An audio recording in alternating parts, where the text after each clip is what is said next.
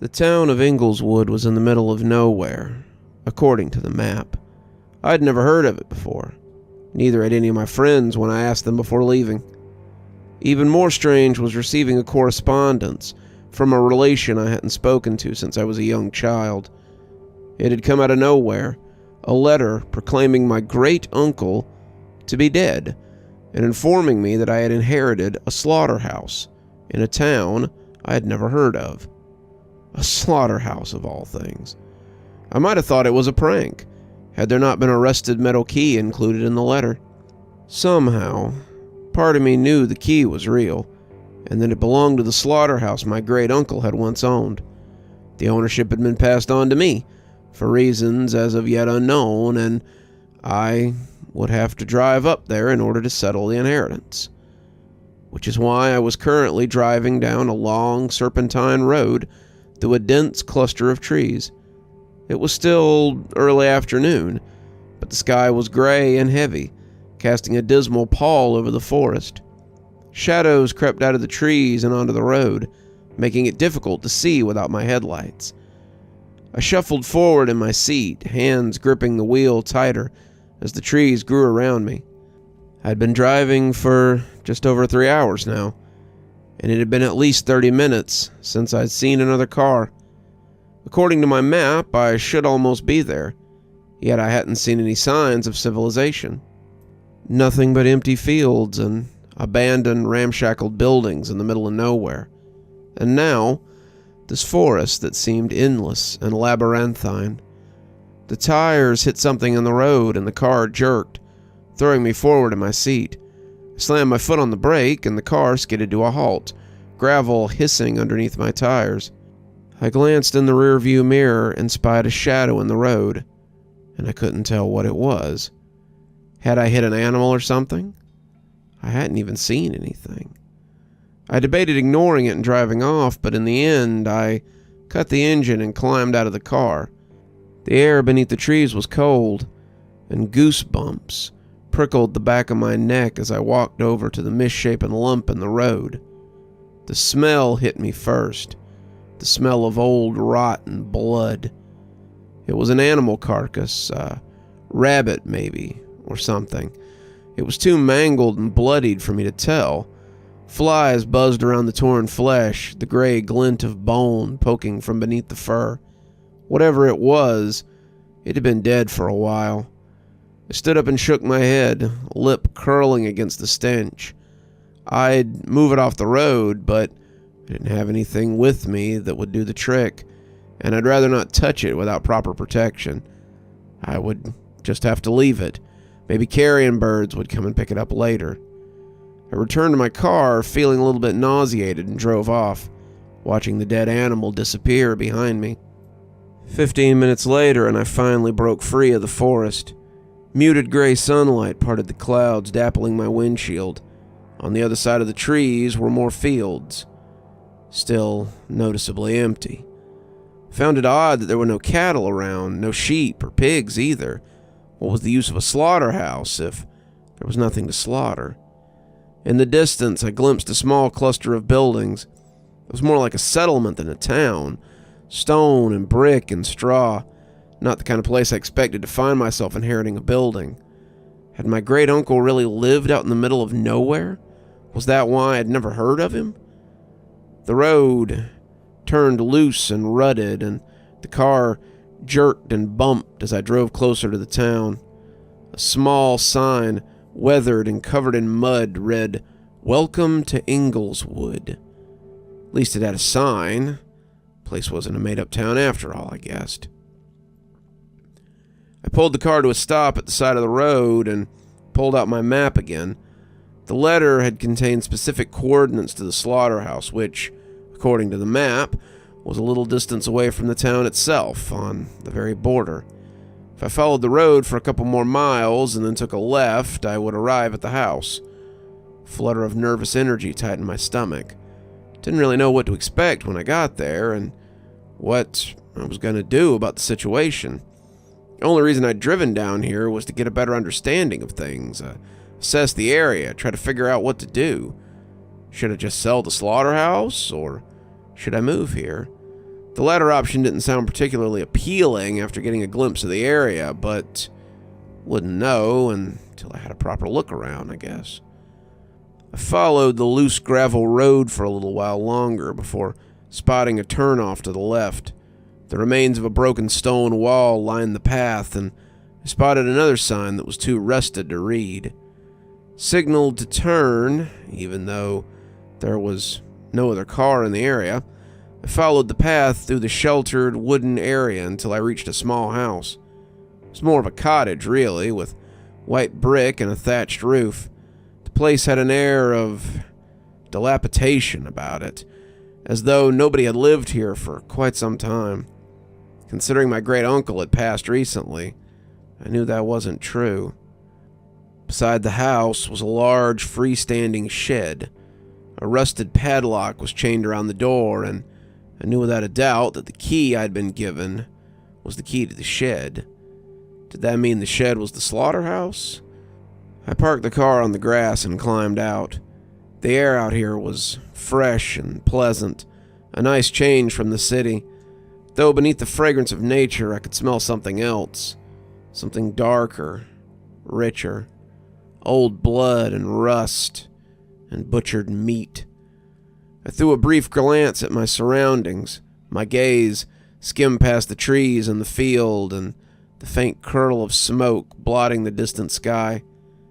I couldn't hear anything beyond the wind. No bird song, no chittering bugs. Couldn't hear cars or people or anything that would suggest there was a town nearby. I let out a sigh. Maybe it would feel lonely living out here. I was used to the city, after all. I grabbed my rucksack from the truck and fished out the letter and the key I'd been given. No key to the house, which was odd. I'd phoned my great-uncle's executor before driving out here, but apparently all material belongings were still inside the house, and the shed key was the only thing that had been passed on to me directly. I walked up to the cottage door and tried the handle. Locked, unsurprisingly. If I couldn't figure out a way to get inside, I'd call the damn locksmith out here, which could take hours.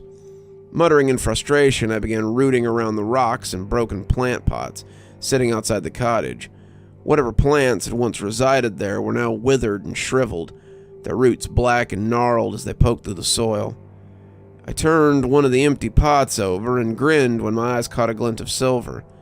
I hadn't really gotten my hopes up, so finding the key immediately lifted my spirits. At least now I could get inside the house. Leaving the slaughterhouse locked for now, I headed inside the cottage. The air was stale and heavy with dust, and my eyes immediately started to water. How long had it been since anyone had opened that door? I wasn't familiar with the circumstances of my great-uncle's death, so I wasn't sure if he'd spent his last moments in the house or not. That thought made me shudder, as my nose picked up the smell of damp and mold. Apart from some minimal furnishings, the house was mostly bare. I didn't know what kind of man my great-uncle had been, but apparently he didn't like clutter, and very rarely dusted. I ran a finger over the sideboard in the hallway and grimaced as a thick layer of dust clung to my skin. If I did decide to stay here, I was going to take a lot of work to get this place up to standard. The longer I stayed here, the more I wanted to leave without looking around. But I couldn't ignore it forever. At some point, I had to assess the state of the slaughterhouse and make a decision about what to do. I went through each room, casting a cursory look over the furniture and testing the electricity and the water supply. Everything seemed to be running, which was a bonus.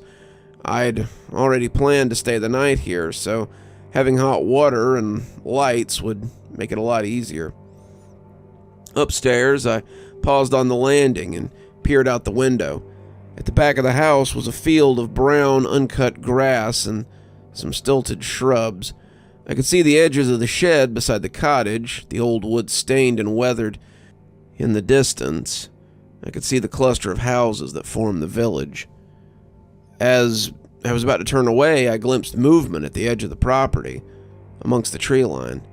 Someone stood between the trees, watching me. I couldn't get a good view of their face, but in the brief glance, it seemed gray and hollow, like wax. The figure darted away through the trees and disappeared. I frowned, the unease from earlier returning. Was it a villager? Shaking it off, I searched the upstairs room. Large master bedroom and bathroom, a linen cupboard, a smaller guest bedroom, and that was all that was here. Like downstairs, everything up here was old and run down, and covered in a thick layer of dust and mildew. I closed the bedroom door behind me and went back down into the kitchen, where I'd left my rucksack. The rusty key to the slaughterhouse sat on the table, just where I'd left it. I figured it was about time to see what I was dealing with next door. Grabbing the key, I left the house and went across to the shed. The metal of the padlock was ice cold against my fingertips as I inserted the key and twisted it. The lock fell away and the door edged open with a creak. Shadows spilling out across my feet. I peered into the darkness as I gripped the edge of the door and pulled it open further. The air inside smelled stale and old. The same undercurrent of old blood ran beneath the surface. Drawing in a deep breath, I pushed the rest of the way in and stepped inside, letting the dull afternoon light filter inside. The slaughterhouse was nothing like what I'd expected. Inside was nothing but an empty shed. The wood was damp and starting to rot, the ground full of old hay. There was no equipment that you'd expect in a slaughterhouse. No cold room to store meat. It was just an empty shed. Perhaps it wasn't a functioning slaughterhouse after all. Then why had it been called such in the inheritance? Something glinted in the sunlight, and I looked up. Several large metal hooks hung from the ceiling, the kind that you hung meat on. But what was the point when there was nowhere to prepare it? Unless I was missing something. This was a plain old shed with some leftover meat hooks still stuck to the ceiling. I raked a hand through my hair and sighed. Was it a waste coming all the way out here? I shook my head. Not a waste. I still had to figure out what to do with this place, now that it was legally mine. Leaving the slaughterhouse, I relocked it and pocketed the key before heading back into the house.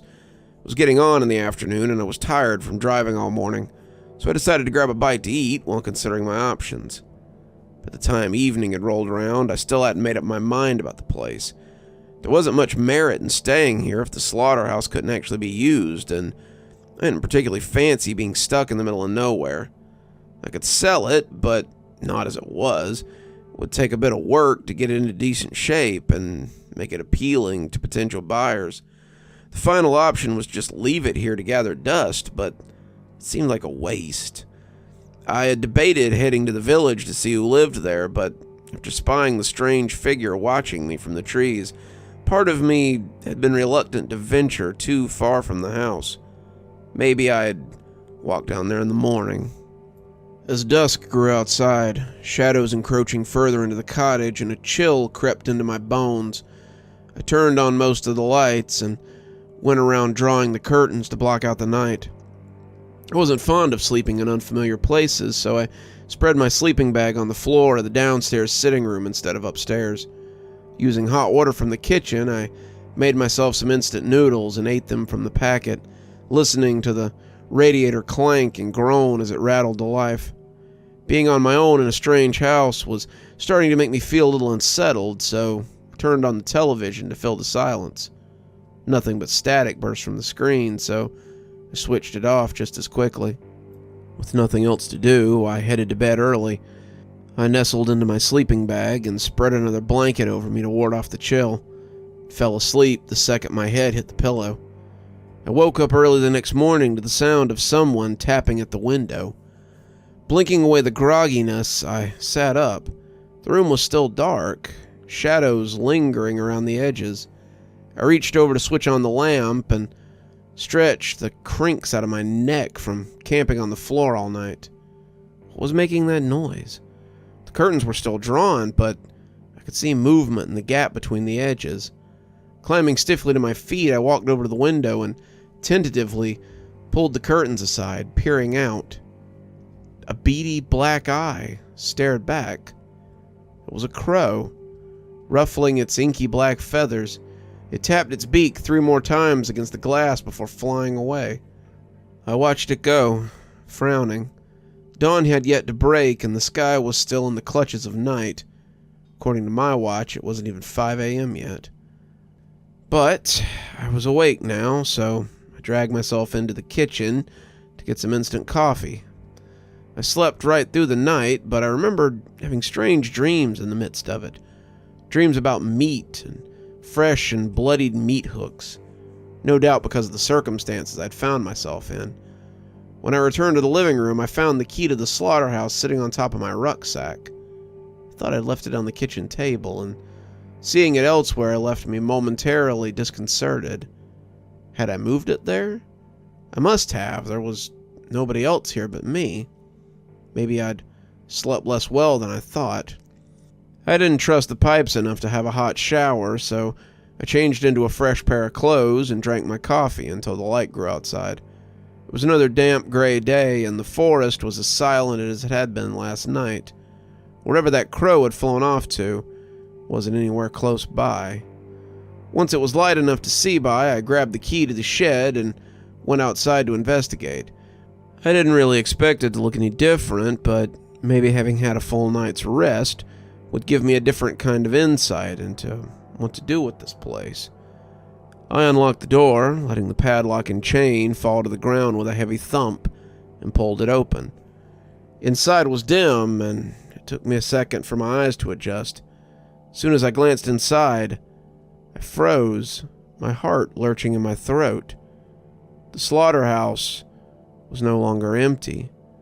Thick slabs of dark meat hung from the rusted hooks, the air thick with the smell of fresh blood.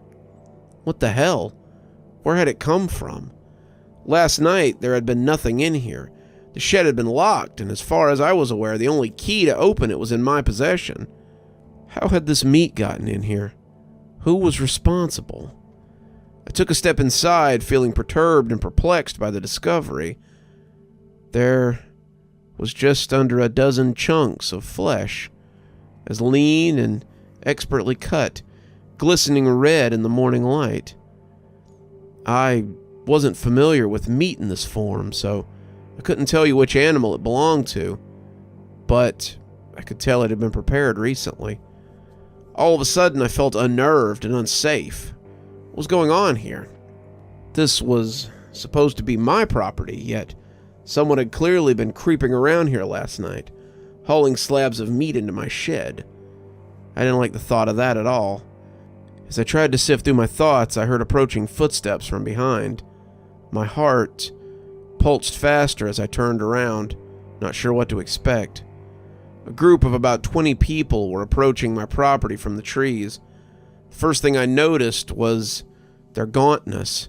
Like that mysterious figure I'd seen in the forest, their skin was pallid and their flesh sunken, their clothes hanging like rags off bony shoulders. They looked starved. "Meat," one of the strangers cried, their voices hoarse and brittle. "We have meat again." "We have meat again," someone echoed.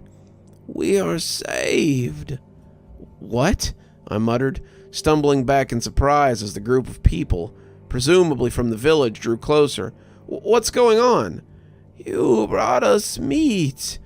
You saved us," the older villager in the front of the mob said, reaching out his hands in a thankful gesture. Before I could do or say anything, the villagers piled into the shed and began removing the meat from the hooks, slinging it over their shoulders with joyous cries. "Wait, what are you doing?" I blurted, aghast at their action. The man from before tottered up to me, his eyes sunken and his cheeks hollow. "Thank you. We're so happy the slaughterhouse has a new owner." He seemed about to turn away, so I quickly grabbed his arm, my fingers digging into his flesh. What is going on here? Where did this meat come from? A slow smile spread across the man's face, revealing pink, toothless gums. "You don't know? This place is cursed. See?" He pointed into the shed, and I followed his gaze. Fresh meat was starting to grow from the hook, materializing from air. The flesh grew and expanded until it was the same size as the others, and one of the villagers quickly removed it from the hook. I stared in bewildered silence, struggling to put the pieces together of what I was seeing. What was happening here? Where was the meat coming from? How could it just appear like this? I still don't understand, I finally uttered in a hoarse whisper. Felt like I was in the middle of a dream or a nightmare. The hooks give us flesh, the man said. But where does it come from? I said, shaking my head. This flesh that never stops growing on these hooks is the flesh of the slaughterhouse's owner. It is your flesh, the man explained, his dark eyes glistening in the dimness. Behind me, meat continued to grow from the hooks, and the villagers continued to harvest it. My flesh? I whispered, the words sticking in my throat. What do you mean? I looked down at myself. I was still intact. How could it be my flesh? It's a reproduction of your flesh. This flesh never rots, never goes bad. It is as alive as you are. The man still wasn't making any sense. How could it be my flesh? How was any of this possible? These villagers, this place, were crazy. The longer I stayed, the more danger I would be in. I had to leave as soon as possible. As if reading my thoughts, the man placed a hand on my arm, a warning look in his eye. There are conditions you must follow. However, he said, his voice a low rasp, if you ever leave this town, your bond to this place will be broken, and the flesh will start to rot. My mouth went bone dry, the ground feeling unsteady beneath my feet. You mean, he nodded, when the meat begins to rot, so do you. Your body will decay and eventually perish, and we, the ones who rely on your flesh, will starve. You have no choice but to stay here for the rest of your life and feed us with the flesh from your body. This is your duty, he said, tightening his old crooked fingers around my arm. There is no escape. You must accept your fate or wither away, just like the owner before you. You're still here. Thanks so much for joining us for tonight's spooky tale. If you'd like a little bit more spooky in your life, why not click on one of the videos that appears at the end of our story, or maybe head on over to one of our playlists where you can get your fill of spooky content. If you like your spooky a little more tactile, I've got a new book that's come out. If you'd like your own copy, there's a link below in the description where you can get your own copy of my spooky book. If you like what you see here on the channel and think you might like to support in a more monetized way, then why not come over to Patreon or become a member on YouTube? Speaking of, let's go ahead and thank our members now. Thanks to Civ Garstad, Unicorn Hollow, and Heather for being our Spooky Ghost contributors. Thanks to Janet, Lee Kendall, Saikat, Ronda J, Sue Casper, and Valinator for being our Spooky Skeleton tier contributors. And thanks to Hi Stacy, Winter, Xaronan, Stephanie Carrington, Tyler Parker, Cinnamon Fox, and Sarah Samar 42 for being our Ghostly Reader tier contributors. Thanks everyone. We just couldn't do the show without you. If you too would like to support the show, we always tell you to come on down to Patreon or check out my member section on YouTube. Spooky Skeleton contributors get their video 12 hours earlier at 8:30 a.m. as opposed to 8:30 p.m. And Ghostly Readers get a book every time I write one on their doorstep. There's actually one coming up here in a few weeks, so if you'd like to get in on that, please go ahead and sign up. And as always, thanks for stopping by. Dr. Plague, signing off. Have a wonderful evening.